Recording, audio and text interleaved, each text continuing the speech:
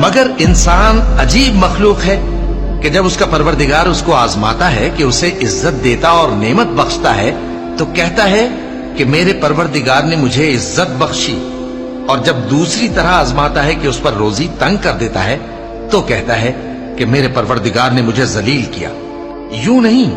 بلکہ تم لوگ یتیم کی خاطر نہیں کرتے اور نہ مسکین کو کھانا کھلانے کی ترغیب دیتے ہو، اور میراث کے مال کو سمیٹ کر کھا جاتے ہو اور مال کو بہت ہی عزیز رکھتے ہو۔ یوں نہیں، جب زمین کوٹ کوٹ کر برابر کر دی جائے گی اور تمہارا پروردگار جلوہ فرما ہوگا اور فرشتے قطار در قطار آ جائیں گے اور دوزخ اس دن سامنے لائی جائے گی، تو انسان اس دن سوچے گا، مگر اب سوچنے سے اسے فائدہ کہاں مل سکے گا؟ کہے گا کاش میں نے اپنی اس زندگی کے لیے کچھ آگے بھیجا ہوتا، تو اس دن نہ کوئی اللہ کے عذاب کی طرح کا عذاب